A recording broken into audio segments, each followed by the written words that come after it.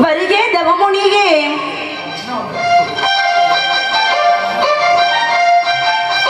வருகே தவமுனியே பணமண்ட மகரிசியே வணங்கிடும் பிறவி வரம் தரும் மகரிசியே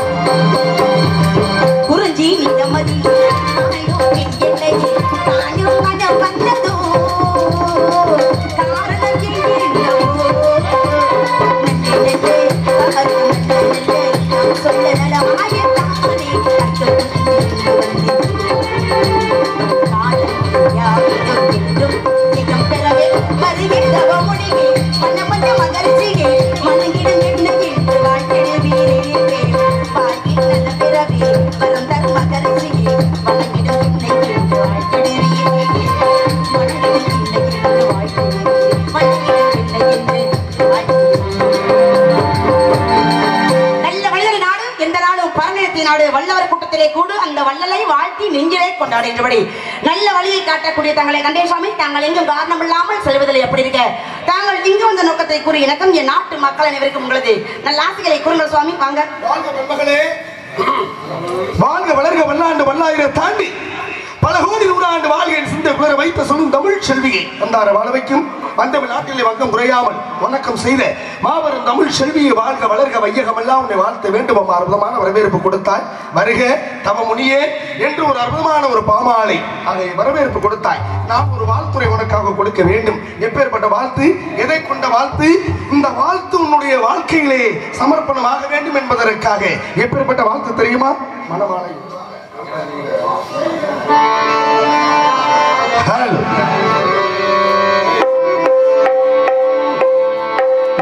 மணமாலையும் மஞ்சளும் சூடி புது கூலத்தில் நீ வரும் நேரோ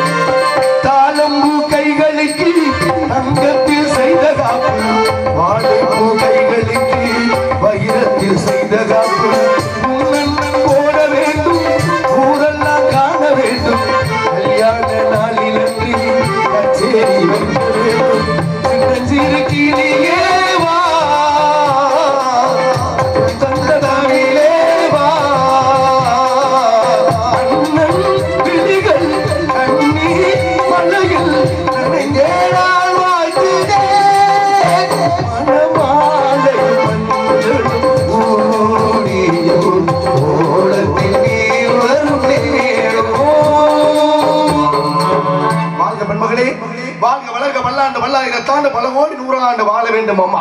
ஆக இருந்தாலும் கூட தொட்டனை தூர் மணற்கேணி மாந்தருக்கு கட்டணை தூர் அறிவு என்று சொன்னார்களே, மணலை தோண்ட தோண்ட எவ்வாறு நீர் சுரைக்கின்றதோ அதே போல கல்வியை கற்க கற்க அறிவுகள் வளரப்படும் என்று சொல்லுக்கு இணங்காக இந்த இடத்திலே செல்வத்தில் செல்வம் செவிச்செல்வம் அச்செல்வம் இருப்பினும் எல்லா செல்வம் பெற்று பெருவாழ்வு வாழ வேண்டும் பெண்மகவே. ஆக இருப்பினுமாக உன்னை சந்தித்ததிலே மற்றற்ற மகிழ்வானேன். இருப்பினும் கூட யாரை எப்படியெல்லாம் வணங்க வேண்டும், எதை கொண்டு வணங்க வேண்டும் என்கிற நீதி இருக்கின்றது இந்த உலகத்திலே. ஆக இருப்பினும் கூட நாரத மகரிஷியை வள்ளி சந்தித்தால், ஆக வள்ளியை நாரதரை சந்தித்தாலும் கூட வாதி பிரதிவாதி உன்னிடத்திலே ஒரு சில விவரங்கள் கேட்டு தெரிந்து கொள்ள வேண்டும் என்று ஆசையோடு வந்திருக்கின்றேன். நான் கேட்கலாமாமா உன்னிடத்திலே?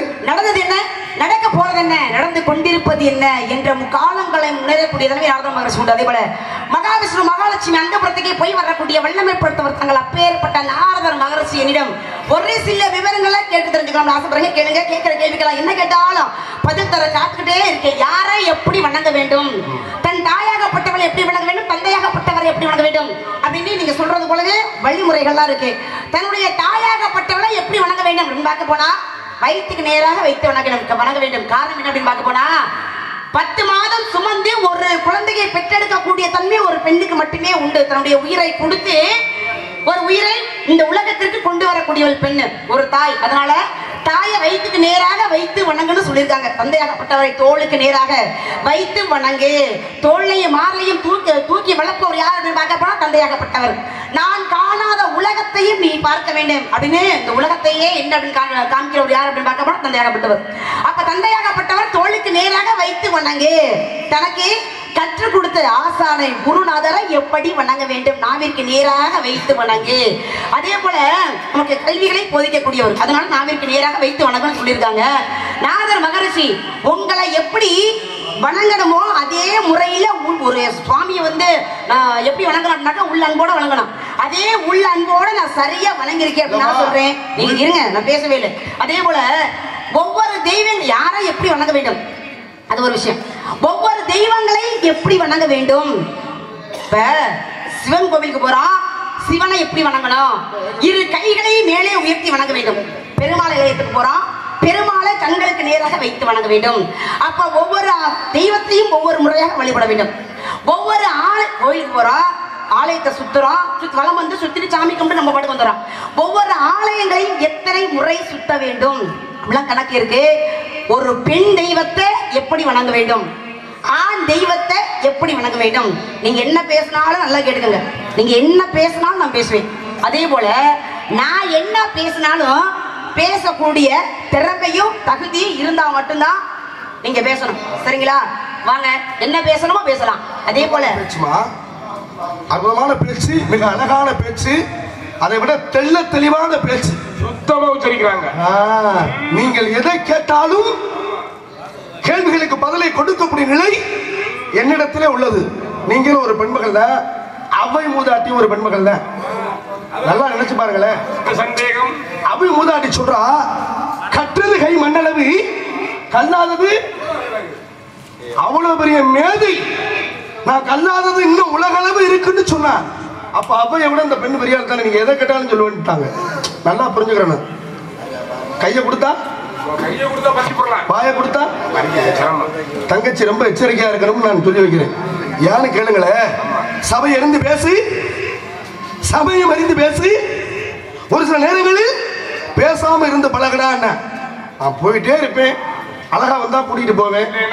கொஞ்சம் கோணமான ஓட்டுற மாதிரி இருக்குன்னா நான் குறுக்கு என்ன கூட்டிக்கிட்டு போற அளவுக்கு நான் ஒண்ணுமே தெரியாம இங்க வர கிடையாது. இல்ல அழகா வந்தா கூட்டிட்டு போன யார நான் நிக்கிறேன், யார கூட்டிட்டு போவீங்க நீங்க? இப்போ ஒரு விஷயம் பாருங்களேன். இல்ல நல்லா அழகா வந்தா நான் கூட்டிட்டு போறேன்னு சொல்றீங்க, யார கூட்டி போவீங்க? அம்மா, வேற யாரையும் மனிதர்களை கூட்டி போறது கிடையாதுமா.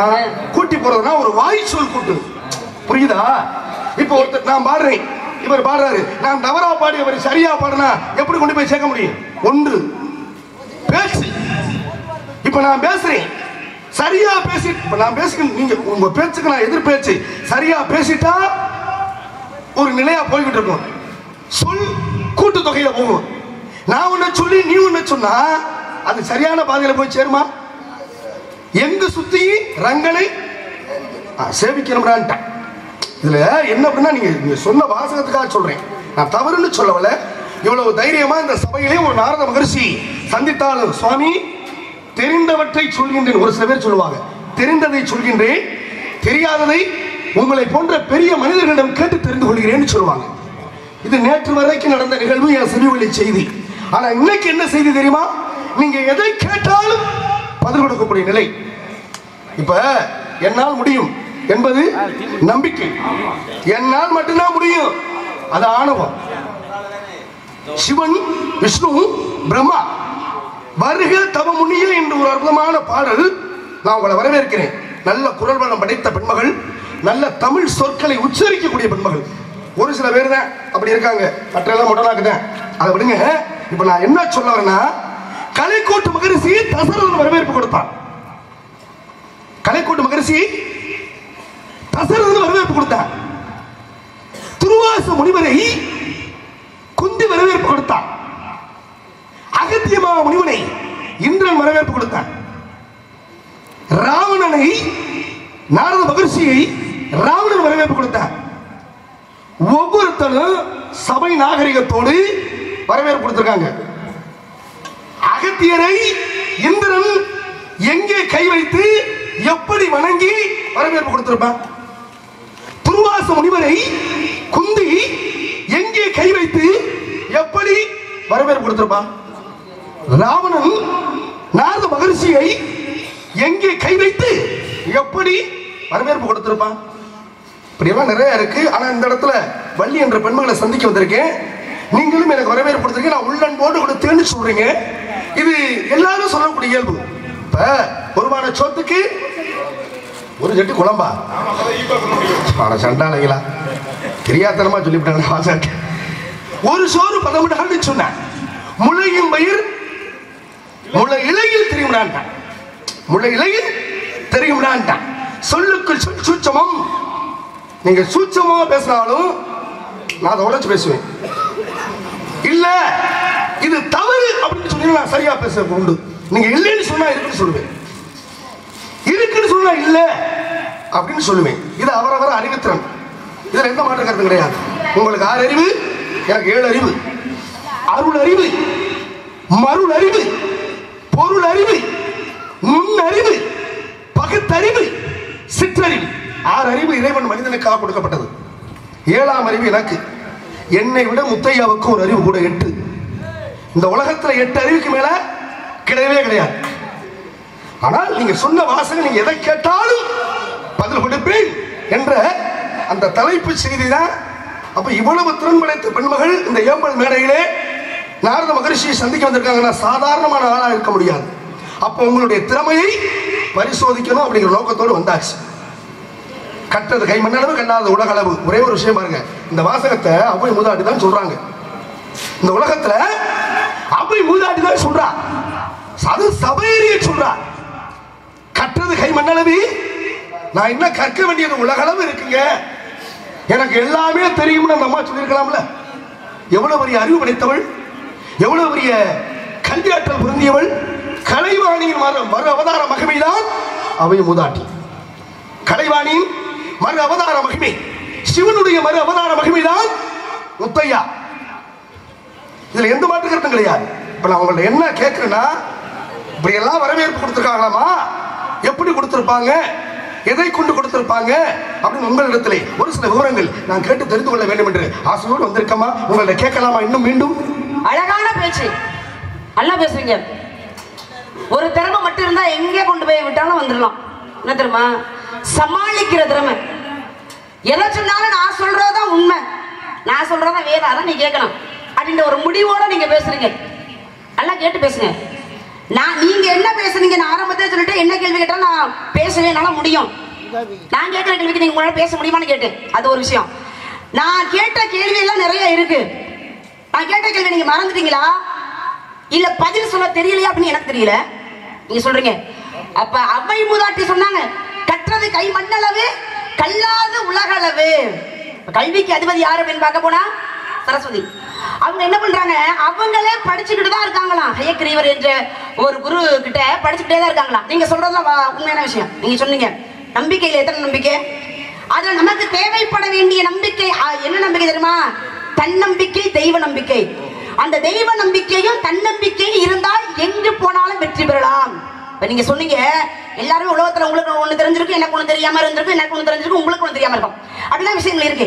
ஆனா என்னால உங்களை இன்னைக்கு உங்க ஒரு விதத்துல கூட என்ன மிஞ்சி நீங்க போக முடியாது, நீங்க என்ன வச்சு வெற்றி பெற முடியாது. உங்களோட அதிகமான பேச்சினால பேச முடியும், அதிகமான திறமை இருக்கு அப்படின்னு எனக்கு நம்பிக்கை. சரிங்களா? என் மேல உள்ள நம்பிக்கை. அதனாலதான் நான் சொன்னேன் இப்ப என்னால முடியும், அதனால உங்களை சொன்னேன். நான் என்ன சொன்னேன், ஒவ்வொரு தெய்வங்களா எப்படி வணங்கணும், எந்த கோவிலுக்கு வேணா உட்கார்ந்து வரணும், எந்த கோவிலுக்கு வேணா உட்காராம வரணும், பெண் தெய்வத்தை எப்படி வணங்க வேண்டும், ஆண் தெய்வத்தை எப்படி வணங்க வேணும், இப்படிதான் விதிமுறையெல்லாம் இருக்கு. நீங்க சொல்லுங்க இருங்க. இந்திரன் எப்படி வணங்கினாரு, கலைக்கூட்டு மகரிஷி வரவேற்பு கொடுத்தாரு, எப்படி வணங்கியிருப்பாரு, நாரதர் எப்படி வணங்கியிருப்பாரு அப்படின்னு சொல்றீங்க. யார்? குந்தி தேவி துர்வாச முனிவர் எப்படி வணங்கினாங்க? குந்தி தேவி எப்படி வணங்கினாங்க? முனிவர் சொன்னாவே உள்ள அன்பரோட. ஒவ்வொரு தந்தைய ஒருத்த முறை வணங்குவோம், தாய ஒரு விதமா வணங்குவோம், இப்படிலாம் வணங்குற நிலை சொல்லி வந்தேன். அந்த குருநாத் ஒரு முனிவரை எப்படி வணங்கணும் அப்படின்னாக்க அன்பு உள்ளன்போடு வரவேற்கணும், வணங்கணும். குந்தி தேவி யார துர்வாச முனிவரை அப்படித்தான் வணங்கியிருப்பா. அப்படி வணங்கின காரணத்தினாலே அந்த அதுல மெச்சு என்ன பண்றாரு, இவனால குழந்தை பெற முடியாது அப்படின்னு முன்பதாகவே தெரிந்து கொண்டு அவளுக்கு வரத்தை கொடுத்தாரு. அதன் மூலமாக ஒவ்வொரு புத்திரர்களை பெற்றெடுத்தாள். யாரு? குந்தி தேவி. அவ முனிவரை உள்ளன்போட வணங்கணும் நான் சொல்லிட்டேன். அப்படி வணங்கணுமா, இப்படி வணங்கணுமா? நீ நாரதரி மகர்ஷி நீங்க சொல்றீங்க எதுவுமே தெரியாத அவை மூதாட்டியே சொல்லியிருக்காங்க அப்படின்னு. நீங்க சொல்லுங்க, நான் பேசிக்கிட்டு வந்தேன், நான் பேசுறத நீங்க தொட்டு பேசுங்க. பெருமாள் கோவில், சிவன் கோவிலுக்கு போறான், சிவன் கோவிலுக்கு நானே சொல்லு, சிவன் கோவிலுக்கு போறான், திருநீர் பூசுறான், வரும் பொழுது கொண்டு வரக்கூடாது. ஏன் கொண்டு வரக்கூடாது? பூத கணங்கள்லாம் பின்னாடியே வருமா, அதனால கொண்டு வரக்கூடாது. மகாவிஷ்ணு கோவிலுக்கு போறான், பெருமாள் கோவிலுக்கு, அங்க என்ன பண்றான், அங்க சாமி கும்பிடுறான், கும்பிட்ட உடனே என்ன பண்றான், அமர்ந்து விட்டு வரக்கூடாது, நேரம் வந்துடும். காரணம் என்ன தெரியுமா? மகாலட்சுமி கூடவே வருவாங்க தன்னுடைய வீட்டிற்கு. அப்ப அங்க உட்கார்ந்து வரக்கூடாது, சாமி கும்பிட்ட உடனே பேசாம வந்துடணும். இப்படிலாம் இருக்கு. இப்ப தினந்தோறும் காலை மாலை உதயமாகும் இல்லையா, காலையில விழுந்துருச்சுன்னு சொல்றோம், இரவு மாலை வந்தால் இரவு, அவ்வளவுதான். இந்த காலை மாலைன்னு சொல்றோம்ல, இந்த காலை மாலை எதனால் உருவாக்கப்பட்டது சொல்லுங்க நாரத மகரிஷி. அற்புதமா சொன்னமா. காரணம் என்னன்னா ஆரம்பத்துல இருந்து வரணும். சிவன் கோவிலுக்கு போனா என்ன செய்யணும்? சிவன் கோவிலுக்கு போனா அமர்ந்து வரக்கூடாது, அமர்ந்து தான் வரணும், அமர்ந்து தான் வரணும். திருநீர் எடுத்து வரக்கூடாது. திருநீர் எடுத்து வந்தா என்ன ஆகும் கேக்குறேன். எடுத்துட்டு வரக்கூடாது, வரக்கூடாது சொல்றேன். வந்தா என்ன ஆகும்? உங்களுக்கு தெரிஞ்சு கேக்குறீங்களா தெரியாம கேக்குறீங்களா? அதாவது தெரியப்படுத்த சிவன் சொத்து குலநாசம், அதுக்கு சொல்றேன், நீங்க என்ன கேட்டாலும் சொல்லுவேன். ஏன் கேளுங்க. இப்ப 63 நாயன்மார்கள், 63 நாயன்மார்களை யாருடைய யார வச்சிருக்காங்க சொல்லுங்க? சிவனுக்காக அடியார்கள், சிவனுடைய அடியார்கள் 63 நாயன்மார்கள். சரிங்களா? அந்த 63 நாயன்மார்களே சிவனுக்கு கணக்கு பிள்ளையா ஒருத்தர் இருக்கார். யார்? ஆமா, யார் இருக்கார்? சண்டிகேஸ்வரர். அதுல ஒரு சந்தேகம், 63 நாயன்மார்கள்ல ஏன் சண்டிகேஸ்வரர் மட்டும் கணக்கு பிள்ளையா கொண்டு போய் சேர்த்தாரு? எத்தனை பேர் இருக்காங்க. இப்ப மனதால் தெய்வம் எங்க இருக்கு அப்படின்னா தெய்வம் வந்து மனதுக்குள்ள இருக்கு. அப்படியே மனதாலே கோவில் கட்டினவர்லாம் ஒருத்தர் இருக்காரு, கண்ணை கொடுத்தவர் ஒருத்தர் இருக்காரு, மனைவியை கொடுத்தவர், இப்படி எல்லாம் ஒரு பேரும் புகழும் உள்ளவர்களா இருக்காங்க. இப்படியெல்லாம் அடியார்கள் இருக்கும் பொழுது ஏன் அந்த சண்டிகேஸ்வரர் மட்டும் அந்த சிவனுக்கு கொண்டு போய் எனக்கு கணக்கு பிள்ளையா நீ இரு அப்படின்னு ஏன் வைக்கணும்? அற்புதம். அவர் கேட்ட வரம் அப்படி. அதுக்கு நான் விளக்கம் சொல்றேன் உனக்கு. நீங்க கேட்கிறீங்கல்ல, அதுல இருந்து வருது, அதனாலதான் நானும் ஆரம்பத்துல இருந்து வரேன். தவறு கிடையாதுன்றா, நீங்க பேசுறது தவறு இல்ல, ஆனா சரியா நிக்கிறீங்களா என்னுடைய கேள்வி. இப்ப நீ என்ன சொல்றீங்களா? ஆமா, சோதிக்கணுமா இல்லையா? சோதனை கொடுத்தால் சாதனை உருவாகும், சோதனை கொடுத்தால் சாதனை உருவாகும். 63 நாயன்மார்களுக்கு சோதனை கொடுக்காமலா சாதனை செய்தார்கள்? கிடையாது. அப்ப சோதனை கொடுத்தானா இல்லையா? ஒரு விஷயம் நான் கேட்கிறேன், சிவனுடைய ஆலயத்துக்கு போனா இருந்துட்டு எழுந்து வரணும், உட்காராம எந்திரிச்சு வந்துடக்கூடாது. நான் அதை ஏத்துக்கிறேன் மனப்பூர்வமா, நியாயம். ஆனால் திருநீர் கூட எடுத்து வரக்கூடாது. எடுத்துட்டு வந்தா என்ன ஆகும்? என்னுடைய கேள்வி அதான், புரியுதுல்ல? ஒன்று, ஏன் எடுத்துட்டு வரக்கூடாது? இப்ப சிவனுடைய ஆலயத்துக்கு போறீங்க, இந்த ஏம்பல்ல சிவனுடைய ஆலயத்துல திருநீர் மடிச்சு வீட்டுக்கு யாரா எடுத்துட்டு போறீங்களா போலையா? யாராவது ஒருத்தர் சொல்லுங்க சபையரிய, சும்மா சொல்லுங்க. எடுத்துட்டு போக மாட்டீங்களா? போறாங்கல்ல, எல்லா ஆலயத்திலயும் எடுத்துட்டு போவோம், எல்லா ஆலயத்திலுமே உண்டு. இல்ல, நீங்க இன்னொரு வாசகம் சொன்னீங்க, சிவன் சொத்து குலநாசம். சிவனுக்கு எந்த சொத்து இருக்கு? ஆதியும் இல்ல அந்தமும் இல்ல. ஆதியும் இல்ல ஆதியும் இல்ல அந்தம் இல்ல சொல்றீங்க. அது ஏன் சொல்றது சொல்லுங்களேன். இல்லம்மா, ஆதினா ஒன்று யாராவது இருந்து உற்பத்தி ஆகிருக்கணும். இல்ல அப்படின்னா தன்னிச்சையாக உருவாகி வரணும். அப்ப அவனுக்கு ஆதியும் கிடையாது அந்தமும் கிடையாது. ஆதியும் கிடையாது அந்தமும் கிடையாது. இருங்க, அந்தம் கிடையாது. அவருக்கு எந்த சொத்து இருக்கு? சிவன் சொத்து. சிவன் சொத்துங்கிறீங்களா? அது என்னது? யாருக்கிட்டையாவது ஒருவர் வந்திருக்கணும். இப்ப ஏம்பலோட முத்தையோட சொத்து என்ன தெரியுமா? இந்த கலையரங்க 1, இந்த இடம் 2, இந்த தேர் 3. இதை விட பக்தர்கள் கொண்டு போய் சேர்க்கக்கூடிய பொருட்கள் இது சொத்து. நான் ஏத்துக்கிறேன். முத்தையா சொத்து இத்தனை இருக்கு. சிவன் சொத்து என்ன அப்படி இருக்கு? எத்தனை ஏக்கர் இருக்கும்? இல்ல எத்தனை கிலோ இருக்கும்? தாங்க இல்ல எல்லாரும் சொல்றோம், நாமளும் சொல்றோம், அதான் சொல்றோம். எதுக்காக சொல்றோம், ஏன் சொல்றோம்? 1, அதுக்கு நான் விளக்கம் சொல்றேமா? நீங்க கொடுத்ததுக்கு நான் விளக்கம் சொல்றேன். 2வது, உள்ளன்போடு யாரை வரவேற்கணும்? ஒரு நாரத மகரிஷி இருந்தாலும் முனிமனா இருந்தாலே உள்ளன்புன்னு ஒண்ணு இருக்கணும். நடந்தது, நடக்க போறது, நடந்து முடிந்தது, முக்காலத்தை உணரக்கூடிய தன்மை முனிவனுக்கு உண்டு. செல்லப்போட கண்ணே நல்ல மனசோடு இருக்கானா இல்லையான்னு என்னால கண்டுபிடிக்க முடியாதா? முடியுமா? முடியாதா? என்னையா நாளைக்கு என்ன நடக்க போகுதுன்னு தெரியல உனக்கு? உன் உள்ளத்துல என்ன இருக்குன்னு தெரியாதா? அப்ப உள்ளன்போடுன்னு சொல்றீங்க. இந்த உள்ளன்போடுனா உள்ள ஒரு வேஷம் வெளியில ஒரு வேஷம் போறவங்களும் உண்டு. நான் இல்லைன்னு மறுக்க கிடையாது. இது மனிதர்களுக்கு உண்டான இயல்பு. நீங்க சொன்னதுக்காக சொல்ல, இது இயல்பு. இது வாழ்க்கையில இயல்பு. எதுக்காக சொல்ல வரேன்னா, ஒவ்வொருத்தலையும் ஒவ்வொரு விதமான வரவேற்பு கொடுத்திருக்காங்க இந்த உலகத்துல. நாரத மகரிஷி இப்படித்தான் கொடுக்கணும், இரு கை கூப்பின்னு உள்ளன்போடு நான் வரவேற்கிறேன் அப்படின்னு சொன்னதுனால சரி அப்படித்தான் இருக்குமோ அப்படின்னு நான் நினைச்சு போயிட முடியாது. இதுக்குன்னு ஒரு தன்மை இருக்கு. சிவனை பார்த்து பாருங்க, சிரசுக்கு மேல தலை குப்பி வணங்குறாங்களா? ஏன்? இந்த உலகத்துல மூத்த கடவுள் யாருமா? அவருக்கு மூத்த கடவுள் இல்லையா? சிவனுக்கு மூத்த கடவுள் இருக்கானா இல்லையா? எல்லாத்துக்கும் வேலைகளை கொடுக்க மும்மூர்த்திகள் சிவபெருமான், மகாவிஷ்ணு, பிரம்மா. அதனால இல்லை மறுக்கல. மும்மூர்த்திகள் சொல்றாங்க. ஒவ்வொருவருக்கும் ஒவ்வொரு வேலை இருக்கா இல்லையா?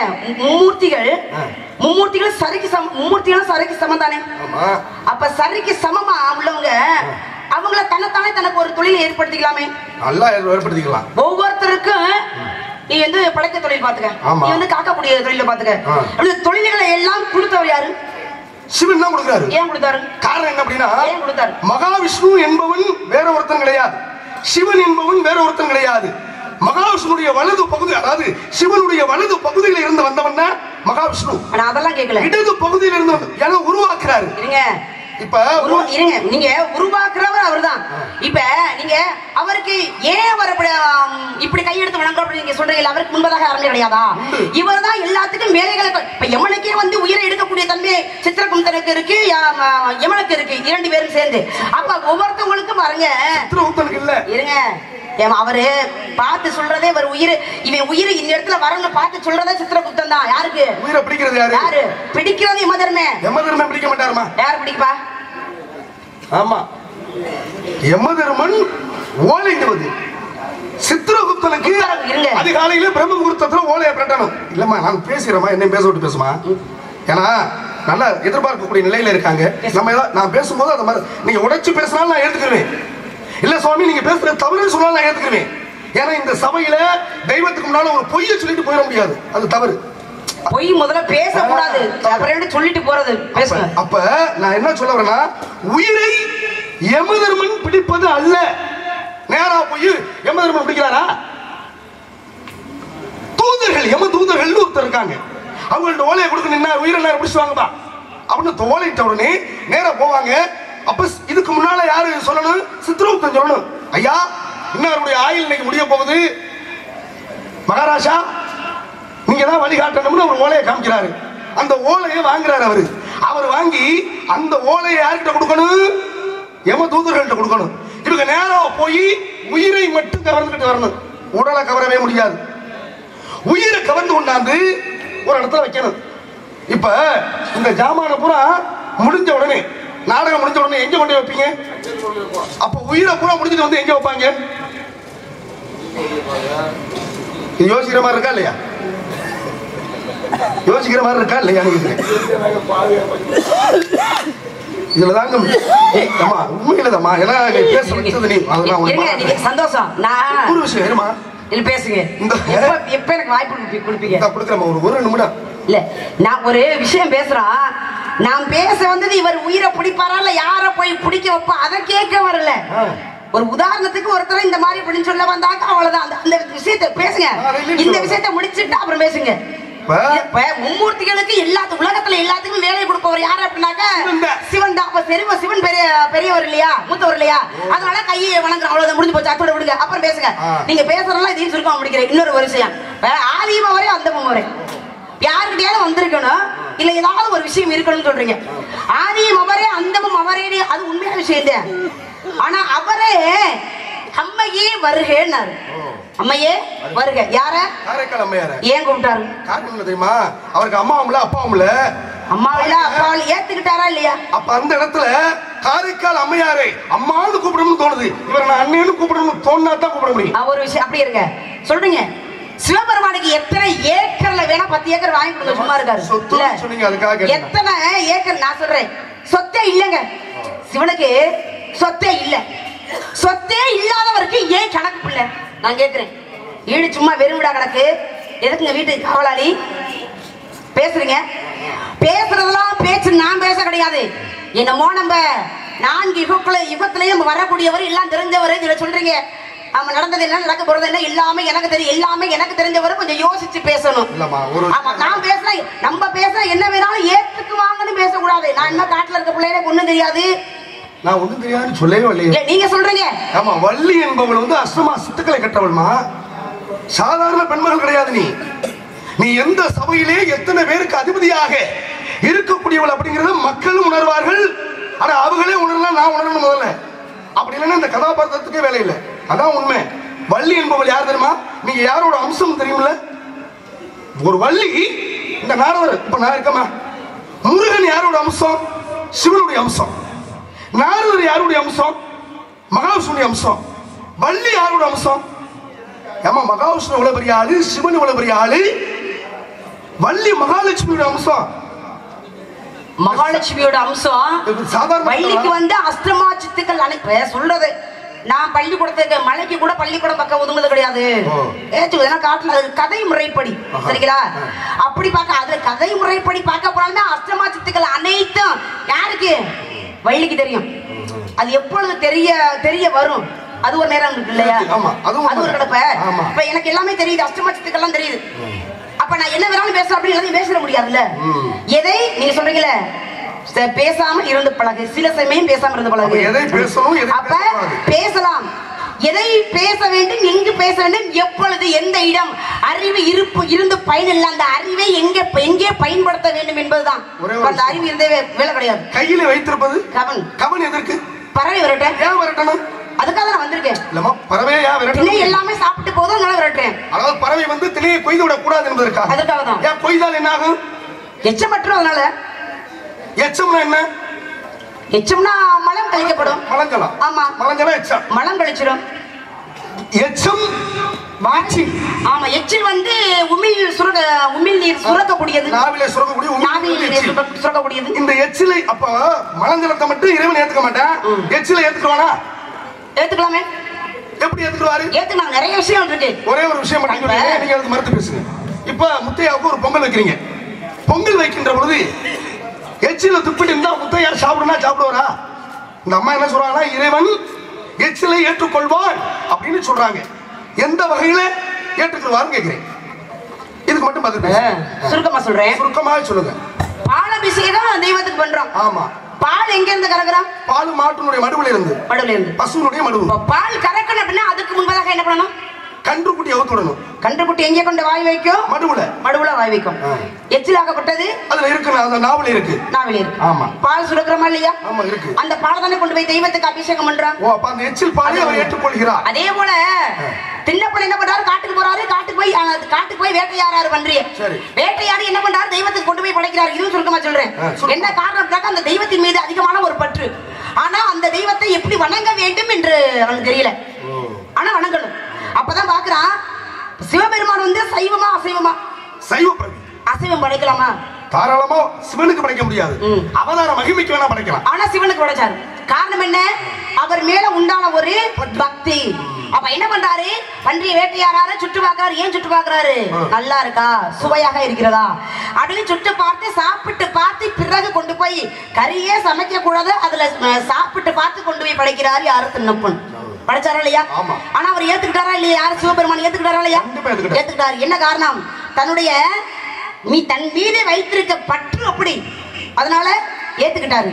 அப்ப என்ன பண்றாரு? இப்பேற்பட்டவனா இருக்கிறானே, எனக்கு சோதிச்சு பார்க்கலாம்ட்டு ஒரு கண்ணில இருந்து ரத்தமாகப்பட்டது வழியுது சிவபெருமான் கண்ணில இருந்து லிங்கத்தின் மீது பாக்குறான். உடனே யோசிக்காம ஒரு கண்ணை பிடுங்கி பட்டுன்னு வச்சுட்டேன். இப்பேற்பட்ட பக்தலாம் அப்படின்னு அவருக்கு ஒரு ஆச்சரியம். மறுபடியும் பண்றாரு, மறுபடியும் ஒரு சோதிக்க நினைக்கிறாரு. மறுக்கண்ணில இருந்து ரத்தம் வழியுது. அப்பதான் இன்னொரு கண்ணையும் பிடுங்க போனா. அப்பதான் காட்சி கொடுத்தாரு. காட்சி கொடுத்து சொல்றாரு, தென்னப்பா நெல்லு, எனக்காக நீ உன்னுடைய கண்ணையே கொடுத்தாய். அப்ப எனக்காக நீ கண்ணை கொடுத்த காரணத்தினாலே திண்ணப்பன் என்று அழைக்கப்படும் நீ இன்றையிலிருந்து கண்ணப்பன் என்று அழைக்கப்படுவாய் என்று சொல்லி 63 தாய்மார்கள் ஒரு சிறந்த இடத்தை கொடுத்து ஒரு பெருமையை கொடுத்தாரா இல்லையா? அப்ப நீ என்ன சொல்ல வரேன்னா, யாராவது எச்சிலையும் இறைவன் ஏற்றுக்கொள்வான். ஆமா, அறியாத இறைவன் தவறே செய்தாலும் அறியாமல் செய்த தவறை பொறுத்துக் கொள்வார். இதுக்கு ஒரு சின்ன சந்தேகம் கேட்கலாமா? எச்சிலை ஏற்றுக்கொண்டாரு, ஏன் எச்சத்தை ஏத்துக்கலாமே? எச்சத்தை ஏத்துக்க மாட்டாரா? எச்சில் வாய் வச்சு சாப்பிட்டு பாக்குறோம். மலஞ்சலத்தை ஏத்துக்க மாட்டாரா? இருங்க, அதை உங்களுக்கு கொடுக்குறேன். நீங்க சாப்பிடுவீங்களா இல்லையா? இயற்கை சாப்பிடுவோம். அதே போல மலம் கழிக்குது, அதை எடுத்து அப்படியே உங்கள்ட்ட கொடுத்தா சாப்பிடுவீங்களா? முடியாது. அப்ப எந்த அறிவை வச்சு நீங்க கேக்குறீங்க? அப்படியே இல்லை, இப்படித்தான் வரணும். நீங்க இதுக்கெல்லாம் வருவேன்னு எனக்கு தெரியும். எங்க சுத்தி இதுக்கெல்லாம் வருவீன்னு. மலத்தை இறைவன் ஏற்றுக்கொள்ள மாட்டான். எச்சில கூட இந்த அம்மா சொன்ன மாதிரி ஏத்துக்கிறான். ஏன்னா தேனுங்கிறது பூவில இருந்து எடுக்கக்கூடிய அந்த தேனை வாயில தான் வைக்குது. அப்ப அந்த தேனிக்கு உண்டான எச்சிலோடு தான் தேன் கலக்குது, அதை கொண்டாந்து உமிழுது. அப்ப அதுதான் தேன் கூடாக கட்டுது. அதைத்தான் பஞ்சாமிரதத்துல கலந்து முத்தையாவுக்கு அபிஷேகம் பண்றோம். எச்சிலை ஏத்துக்கிட்டார், நான் ஏத்துக்கிறேன். இன்னொரு விஷயம் பாருங்க, மலத்தை அவர் ஏத்துக்க மாட்டாரு. எப்படி நீங்க கேட்டீங்க அப்படின்னு கேட்டுச்சுல, பசுனுடைய சாண மலம் தானே, அதுல 2 அருகம்புல்ல குத்தி வச்சுட்டா அதுக்கு பேரு என்னங்க? பிள்ளையார் தானே. ஏன் அந்த மலத்தை பொங்கல் வைக்கிற சூரிய பகவான் அவன் ஆண்டவன் தானே, அவன் ஏத்துக்கலையா? ஏத்துக்கிறானா இல்லையா? மலத்தையும் ஏத்துக்கிறான், ஜலத்தையும் ஏத்துக்கிறேன். ஒண்ணு வேணா, பசுனுடைய சாணம் மலம் தான், அதை அப்படியே எராட்டி தட்டிட்டு அப்படியே சோறுல ஒட்டிட்டு அதுக்கப்புறம் பத்த வச்சு விடுங்க, என்ன ஆகு? திருநீர் ஆகும். மலத்தையே அவன் ஏத்துக்கலையா? கோமயத்தை கோவிலுக்குள்ள தெளிக்கிறது இல்லையா? கோவில்களை தெளிக்கிறோம், நம்ம வீட்டிலே தெளிக்கிறோம். நீங்க சொல்றது சரிதான். நான் என்ன சொல்றேன், மறுக்க கிடையாது. தெய்வம் ஏத்துக்காதுன்னு சொல்ல வரல. நாம கொண்டு போய் இது செய்யக்கூடாதுன்னு ஒரு தவறு செய்யக்கூடாதுன்னு தெரிஞ்சு அந்த தெய்வத்தை கொண்டு போய் நம்ம செய்வது தவறு. அந்த தெய்வம் எனக்கு இதை செய்யக்கூடாது அப்படி சொல்ல வர கிடையாது. தெய்வம் ஏத்துக்கலன்னு நான் சொல்ல வரல. நாம கொண்டு போய் அதை தெரிந்தும் கொண்டு போய் செய்யக்கூடாது. அப்படி பார்க்க போனா மாலை கட்டுறாங்க, அதுலயே ஒரு விஷயம். மாலை கட்டுறாங்க, நம்ம போய் கோவிலுக்கு மாலை வாங்குறோம், இல்ல பூவை வாங்குறோம். என்ன பண்ணுவாங்க தெரியுமா? மாலையை எடுத்து துணியில ஒரு முக்கி அதுக்கப்புறம் அந்த மாலையை கொடுப்பாங்க. மலமாக்கப்பட்டது போயிருதா இல்லையா? அசுத்தம் போயிருது, கொண்டு போய் சாமிக்கு சாத்திரமா இல்லையா? அந்த மாதிரி இருக்குல்ல. ஒரு விஷயம் பாருங்களேன், மாலை கட்டுறோம், மாலையில அசுத்தம் இருந்துடக்கூடாதுங்கிறக்காக ஒரு வாளிக்குள்ள தண்ணியை வச்சு அப்படி ஒரு அமுக்கிட்டு எடுத்து கொடுக்குறாங்க. மலத்தை சாணம், அதாவது பசுனுடைய சாணத்தை பிடிக்கிறோம், மலத்தை தண்ணிக்குள்ள அமுக்கிவிட்டா நம்ம எடுத்து வைக்கிறோம். அமுக்குனா என்ன ஆகும்? கரைஞ்சு போயிருமே.